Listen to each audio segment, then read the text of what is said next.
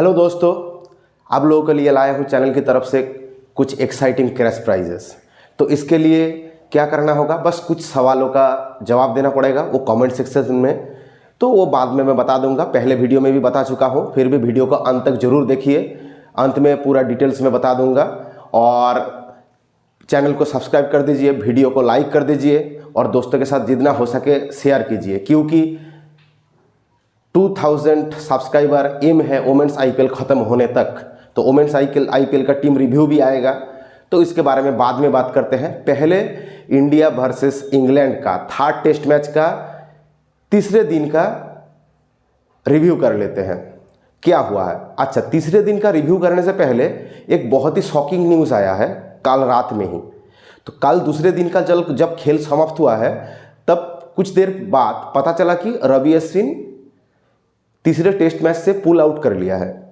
अच्छा, ये तो हमेशा होता था कि कोई मैंडेटरी लीव ले लिया बाकी दो टेस्ट मैचों से, ठीक है, कोई टेस्ट मैच आने वाला है उस टेस्ट मैच से लीव ले लिया, ये तो अब तक सुनने में आया था। लेकिन टेस्ट मैच चल रहा है, उसी वक्त 2 दिन का खेल हो चुका है, 2 दिन के समाप्त होने के बाद कोई प्लेयर अगर पूरा टेस्ट मैच से पुल आउट कर ले, इसका मतलब है भारत को बाकी 3 दिन सिर्फ 10 प्लेयर से खेलना पड़ेगा। हाँ, 11 प्लेयर माठ में फील्डिंग तो करेंगे, लेकिन बॉलिंग बैटिंग में एक प्लेयर कम हो जाएगा। और रवि अश्विन के जाने से बैटिंग में भी कमी आएगी और बॉलिंग में भी आएगा, ठीक है। तो इसका मतलब क्या हुआ, बॉलिंग एक बॉलर भी कम हो गया और एक बैट्समैन भी कम हो गया, क्योंकि सबको पता ही है रवि अश्विन कितना अच्छा ऑलराउंडर है।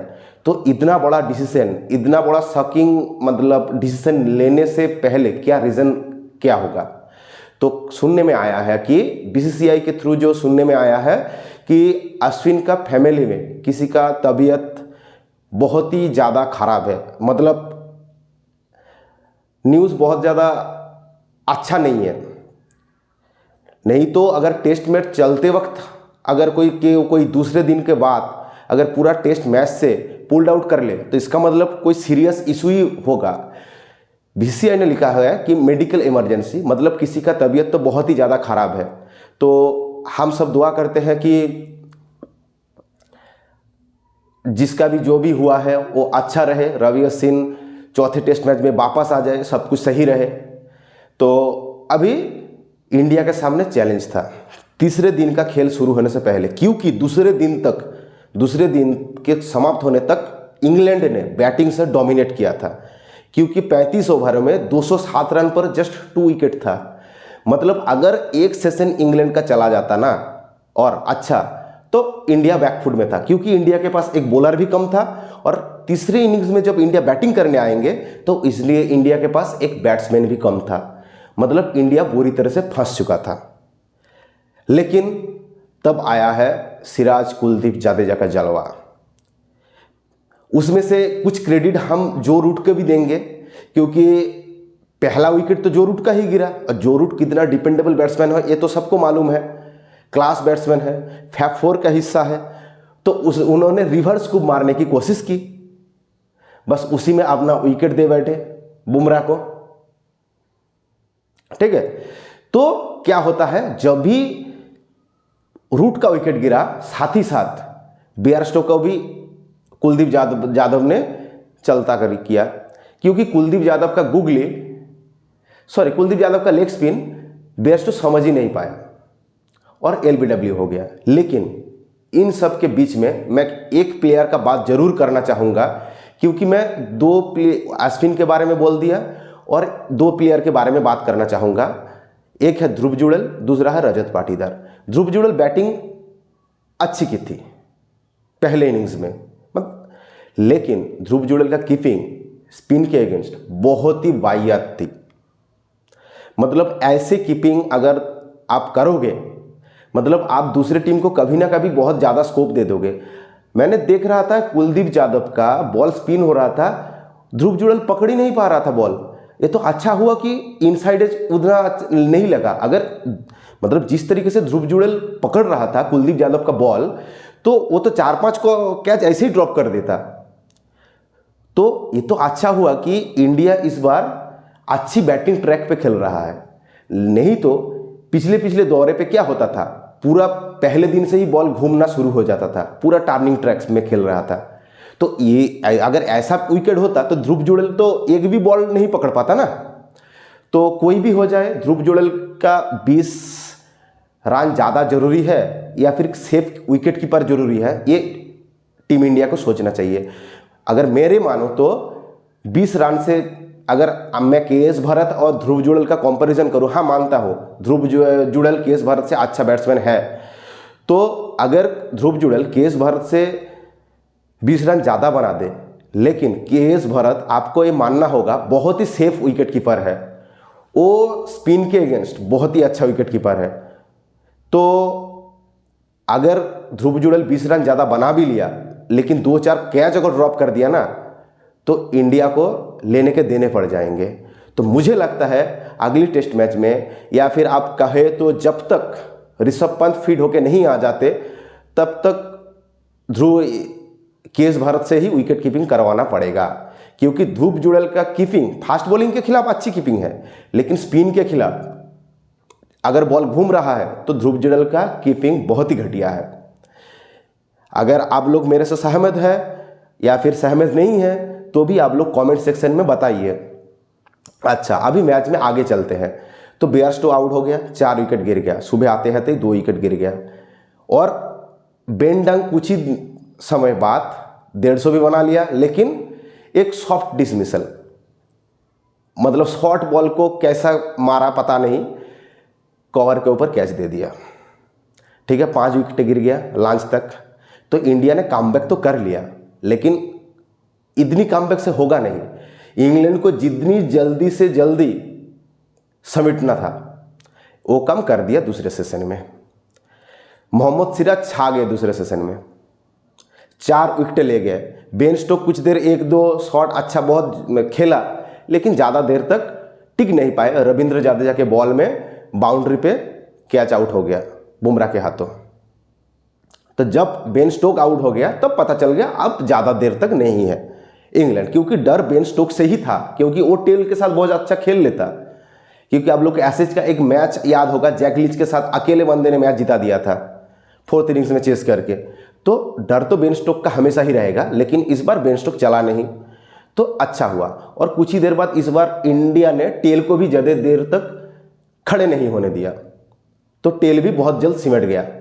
तो इंडिया के बैटिंग आ गया, तो इंग्लैंड ने बस 319 रन ही बना पाया। इंडिया ने 126 रन का लीड भी ले लिया, तो अच्छा हुआ। फिर भी इंडिया को एक अच्छा स्टार्ट की ज़रूरत था, क्योंकि आपको हमेशा ये याद रखना होगा इंडिया के पास सिर्फ 4 ही बॉलर है और एक बैट्समैन कम है, जो दोनों काम अश्विन करते थे। तो इस बार यशस्वी जायसवाल ने बहुत संभाल के शुरुआत की। रोहित ने पहले तो 2-4 शॉट लगाया, लेकिन फिर ऊपर के बॉल को स्वीप करते हुए आउट हो गया। बाद में शुभमन गिल और यशस्वी जायसवाल ने भी धीमे धीमे चलना शुरू किया, लेकिन कुछ देर बाद एक टॉम हार्डली का बॉल ऐसे घुमा जायसवाल को, जायसवाल चौंक गए। बाद में शुरू किया जायसवाल। उसके बाद जिस अंदाज ने जायसवाल ने बैटिंग की, जो छक्के मारे लंबे लंबे, ओहो हो, दिखता ही बनता था। तो जायसवाल ने शतक बना दिया, लेकिन उसके बाद उसको बैक स्पाज्म आ गया, तो उसे बाहर से ग्राउंड से बाहर जाना पड़ा।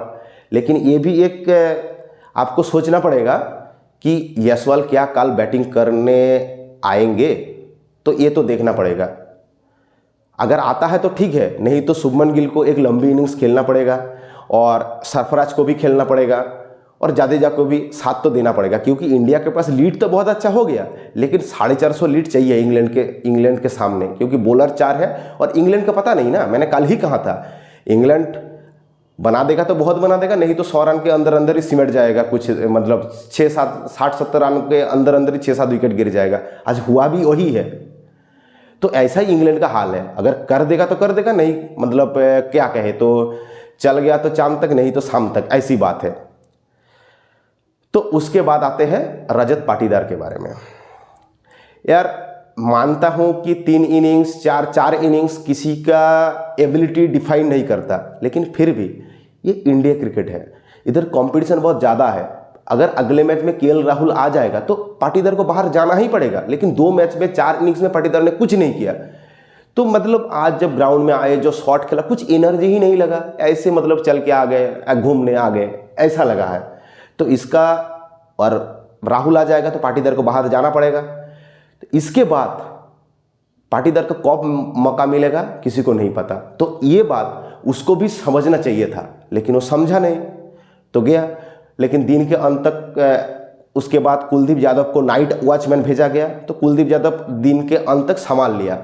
तो कल सुबह देखते हैं क्या होगा। और है, मैंने कहा था तीसरा डे मूविंग डे होगा, पता चल जाएगा कौन जीतेगा। हारा ये तो पता चल गया कि इंडिया जीतेगा बस, और 100 रन चाहिए। अगर इस रन पे भी इंग्लैंड हार सकता है, लेकिन फिर भी रिस्क क्यों लेना। तो इंडिया तो कोशिश करेगा 500 रन तक, लेकिन अगर नहीं भी है तो 450 तक तो इंडिया देखेगा ही देखेगा। तो इतना तो पता चल गया कि इंडिया मैच जीत रहा है। और बॉल भी घूमना स्टार्ट हो गया, मिट्टी उड़ना शुरू हो गया पिच से, तो मतलब खेलने के लिए दिक्कत आएगी। लेकिन भाई बॉल घूमना स्टार्ट हो गया तो डर तो ज़्यादा लग रहा है ध्रुव जुड़ेल से। यार कैच पकड़ पाएगा कि नहीं जडेजा कुलदीप के बॉल में, पता नहीं क्या होगा। जो भी हो, चलते हैं, कल देखते हैं क्या होता है। इंडिया कितने देर तक बैटिंग करता है, या फिर इंग्लैंड कल ही ऑल आउट हो जाते हैं, या फिर 5वें दिन तक खेल जाते हैं। जो भी हो, कल देखा जाएगा। अच्छा ठीक है, तो मैंने प्राइज़ के बारे में कहा था कि मैंने वोमेन्स आईपीएल में कुछ सवाल पूछूंगा वोमेन्स आईपीएल के बारे में। कुछ 2-3 दिन के अंदर ही अंदर मैं वोमेन्स आईपीएल का सारे टीम का प्रीव्यू करूंगा, स्वॉट एनालिसिस करूंगा। तो उसमें ही मैं 2-3 सवाल पूछूंगा, उसका जो सही जवाब देगा कमेंट सेक्शन में उसे मिलेगा कैश प्राइज अच्छा खासा। जो भी आंसर सही देखा उसे ही मिलेगा, डायरेक्ट फोन पे या गूगल पे से। ठीक है, तो आप लोगों को इसके लिए करना क्या है, बस कंडीशन सिर्फ एक ही है कि वोमेन आईपीएल खत्म होने तक 2000 सब्सक्राइबर हो जाना चाहिए, बस इतना ही। तो आप लोगों को क्या करना है, बस वीडियो में कमेंट करिए, लाइक कीजिए, चैनल को सब्सक्राइब कर दिए, और जितना हो सके शेयर कीजिए। मतलब इतना डिफिकल्ट नहीं है 2000 सब्सक्राइबर होना, बस आप लोगों की मदद चाहिए। और ये इसलिए भी क्योंकि अगर 2000 सब्सक्राइबर हो जाए तो मैं करूँगा क्या, जब आईपीएल शुरू होंगे तब लाइव आऊँगा, साथ में मैच देखेंगे, साथ में डिस्कस करेंगे, तो एक मज़ा ही अलग होगा। ठीक है, तो आज के लिए बस इतना ही। कल मैच देखते हैं, कल मैच के बाद फिर आएंगे। Okay bye.